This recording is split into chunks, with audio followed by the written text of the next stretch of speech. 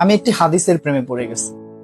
হাদিসটা হচ্ছে ঠিক এমন যে যখন বান্দা একটি ঘরে কান্না শুরু করে এবং তখন আল্লাহর ফেরেশতারা বলে যে আল্লাহ তোমার এই বান্দাটা কি জন্য কষ্ট পাচ্ছে, এবং ফেরেশতারা আল্লাহর কাছে কান্নাকাটি করে বলে যে তার মনের ব্যথাকে তুমি আল্লাহ কমিয়ে দাও। তখন আল্লাহ তাআলা বলেন যে আমার বান্দা এমন কোনো কিছুর মায়া পড়েছিল বা ভালোবেসেছিল যা আমার চাইতে সে বেশি ওই জিনিসটার প্রতি ভালোবেসে ফেলেছিল।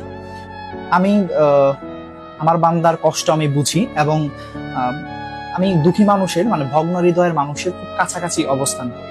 কত দূর? এক হাত দূরে আল্লাহ তাআলা অবস্থান করেন। হ্যাঁ?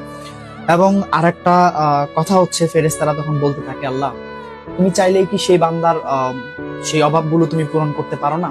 তখন আল্লাহ তাআলা বলেন যে আমি ওয়াদা করতেছি আমার বান্দা যে জিনিসটা তার জীবন থেকে হারিয়েছে তার চাইতে অধিক উত্তম জিনিস আমি তাকে দিব, যা দেখে পৃথিবীর মানুষ বিস্মিত হবে।